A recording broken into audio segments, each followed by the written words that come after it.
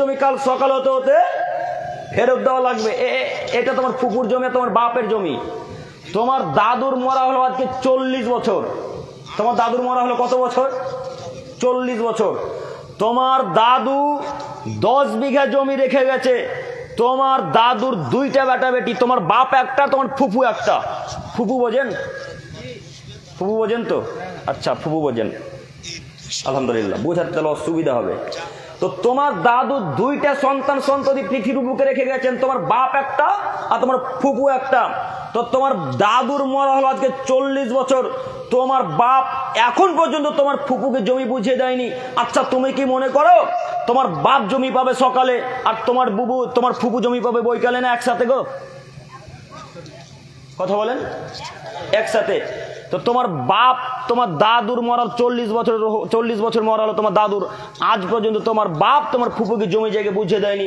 বলো তোমার বাপ কোন হাতে আমলনামা পাবে? বাম হাতে। এই দেখুন, বাচ্চা ছেলের খুব ভালো উত্তর দিতে পারছে। বলেন মুরব্বী সাহেব, যুবক তুমি বলো, তোমার বাপ যে তোমার ফুপুকে জমি জায়গা ফেরত দেয়নি, তোমার বাপকে বলে দিও, আব্বু আব্দুল করিম বিন আমিনুল ইসলাম জঙ্গিপুর মুর্শিদাবাদ থেকে বলে গেছে, ফুপুর জমি কাল সকাল হতে ফেরত দেওয়া লাগবে। ফুপুর জমি কাল সকাল হতে ফেরত দেওয়া লাগবে। ফুপুর জমি কাল সকাল হতে ফেরত দেওয়া লাগবে আব্বু, নইলে কিয়ামতের মাঠে ডানাতে আমলনামা পাওয়া যাবে না আব্বু। কিয়ামতের মাঠে আল্লাহ তাআলা বাম হাতে আমলনামা ধরিয়ে দিবেন। কাজেই মুরব্বী সাহেব, আমি আপনাকে অনুরোধ করে বলছি, কাল সকাল হতে আপনার বোনের জমি ফেরত দিয়ে দেন, নইলে কিয়ামতের মাঠ খুব ভয়াবহ, জটিল ও কঠিন। এইদিকে হিসাব করে চলাচল করিয়েন। সম্মানিত দিনী ভাই, অনুরোধ রক্ষা করুন। আবারও বলি, আপনার ফুপুর জমি আপনার বাপ রাখতে পারে না। মুরব্বী সাহেব, আপনার বোনের জমি আপনি রাখতে পারেন না। এই যুবক শোনো, তোর বাপকে বলতে পারো না, আব্বু ফুপুর জমি নিজের কাছে রাখবো না, আব্বু ফুপুর জমি নিজের কাছে রাখবো না। আব্বু শুনুন, ফুপুর জমি আমরা নিজের কাছে রাখবো না। ভাগ্যে যদি ভিক্ষা করা থাকে আব্বু, ভিক্ষা করে খাবো, কিন্তু ফুপুর জমি নিয়ে খাবো না, ইনশাল্লাহ, ইনশাল্লাহ। আর যদি তোমার বাপ মনে করে ফুপুর জমি নিজের কাছে রাখতে হবে, যদি দিয়ে দিলে ভিক্ষা করতে হয় তো ভিক্ষা করিও। যদি দিয়ে দিলে ভিক্ষা করতে হয়, তোমাদের বাপ বেটাকে তো ভিক্ষা করিও। যদি ভিক্ষা করতে লজ্জা লাগে তো শিয়ালদা স্টেশনে চলে যাবে, বাপ বেটা শিয়ালদা স্টেশনে ভিক্ষা করে খেও, কিন্তু ফুপুর জমি বাড়িতে রেখো না। শিয়ালদা স্টেশনে বাপ বেটা ভিক্ষা করে সংসার চালায়ও, কিন্তু তোমার ফুপুর জমি নিজের কাছে রেখো না। ফুপুর জমি নিজের কাছে রাখা হারাম। ফুপুর জমি নিজের কাছে রাখা হারাম। ফুপুর জমি নিজের কাছে রাখা হারাম। দেখি কোন মায়ের বেটার বুকে ক্ষমতা আছে বলতে পারে ফুপুর জমি 1 সেকেন্ড নিজের কাছে রাখতে পারে। ফুপুর জমি 1 সেকেন্ড রাখার ক্ষমতা রাখে না তোমার বাপ। তোমার ফুপুর জমি তোমার বাপ 1 সেকেন্ড রাখার ক্ষমতা রাখে না। তোমার দাদু যদি মারা যায় সকালে, জমি জায়গা ভাগ হবে বৈকালে। তোমার বাপ যদি জায়গা পায় বৈকালে, তোমার ফুপুও পাবে বৈকালে। তোমার বাপ যদি জায়গা পায় সকালে, তোমার ফুপুও পাবে সকালে। অতএব তোমার বাপ কাঁদকে গিয়ে বলো, আব্বু ভাগ্য নিয়ে পৃথিবীর বুকে এসেছি। এই ভাগ্য পৃথিবী সৃষ্টির 50,000 বছর পূর্বে লেখা হয়েছে আব্বু।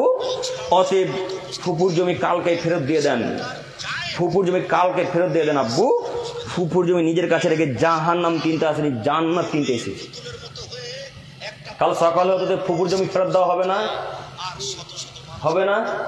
হবে ইনশাআল্লাহ। মুরব্বী সাহেব, কথা খারাপ নিয়েন না, আপনি একটু গভীর চিন্তায় ভাবুন। আপনার বোনের জমি রেখেছেন, কত পাপ করেছেন।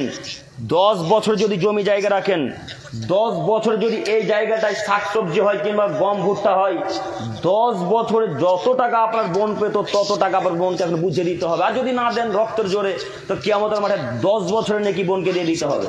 কত বছরের নাকি এখন বোনকে দিতে হবে? 10 বছরের নাকি। এখন আপনি ইবাদত করেছেন 5 বছর, আর 5 বছর এখনো কিন্তু বাকি আছে। তাহলে বোনকে নেকি দিয়ে কিভাবে বুঝাবেন? কথা বুঝতে পারলাম না। এই নিয়ে উত্তর ঠিক দিয়েছেন। ইবাদত করেছেন 5 বছর, কিন্তু আপনার বোনকে পাপ নেকি লাগবে কত বছরের? 10 বছরের। তো এখন 5 বছরের ইবাদত আছে আর 5 বছর এখনো বাকি আছে। তো এখন আপনার বোনের যত পাপ আছে 5 বছরের, ওই সব পাপ আপনার ঘাড়ে চাপিয়ে দেওয়া হবে। কথা বুঝতে পারেননি? কথা বুঝতে পারেননি? এই 5 বছরের পাপ আপনার উপরে চাপিয়ে দিয়ে আল্লাহ বলবেন, হাত্তা ইবজাবাইনা নাস, ও মুরব্বী সাহেব এখন আপনি চলতে থাকেন, ইলা ইয়াউমিল কিয়ামা, কিয়ামত যতদিন পর্যন্ত শেষ না হচ্ছে। কথা বুঝতে পারেননি? এই 5 বছরের পাপ আপনার উপরে চাপিয়ে দিয়ে আল্লাহ বলবেন, হাত্তা ইবজাবাইনা নাস, ও মুরব্বী সাহেব এখন আপনি চলতে থাকেন, ইলা ইয়াউমিল কিয়ামা, কিয়ামত যতদিন পর্যন্ত শেষ না হচ্ছে। চলেন, ক্ষমতা কতদিন টিকে? ফেরাউনের ক্ষমতা টিকে নিয়ে আপনার কিভাবে টিকবে? আরে নামরুদের ক্ষমতা টিকে নিয়ে আপনার কিভাবে টিকবে? আল্লাহ বলছেন ফেরাউনের মতো বদ, অত্যাচারী, স্বৈরাচারী, সীমালঙ্ঘনকারী, নির্যাতনকারী বদ বাদশাকে আমি পৃথিবীর বুকে আল্লাহ তাআলা বলছি কখনো আর পাঠাবো না। আল্লাহ কোরআন মাজিদের মধ্যে বলছেন গো, আল্লাহ কোরআন মাজিদের মধ্যে বলছেন, শোনো পৃথিবীর মানুষ, আমি ফেরাউনের মতো বদ, অত্যাচারী, স্বৈরাচারী, সীমালঙ্ঘনকারী, নির্যাতনকারী বদ মানুষকে পৃথিবীর বুকে পাঠাবো না। আপনি তো তার নখের যোগ্যতা রাখেন না বদের দিক দিয়ে, নখের যোগ্যতা রেখেছেন, তার বদের দিক দিয়ে এখনো রাখেননি। তিনি এত বদ মানুষ, তিনি নিজে বলছেন আনা রব্বুকুম আলা, হে মিশরের মানুষ, আমি তোমাদের সব থেকে বড় প্রভু। নাউজুবিল্লাহি মিন যালিক। আমাদের প্রভুকে আল্লাহ। কিন্তু ফেরাউন এত বদ মানুষ, ফেরাউন এত বদ মানুষ, সে নিজেকে সব থেকে বড় প্রভু দাবি করেছিল। অন্যান্যরাও দাবি করেছিল রবের, কিন্তু ফেরাউনের মতো এত নিকৃষ্ট দাবি কেউ করেনি।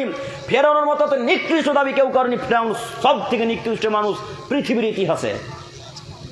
অতএব আপনাকে আমি অনুরোধ করে যাচ্ছি, কাল সকাল হতে ফুপুর জমি ফেরত দিতে হবে ইনশাল্লাহ, ইনশাল্লাহ। আরো কথা এই যে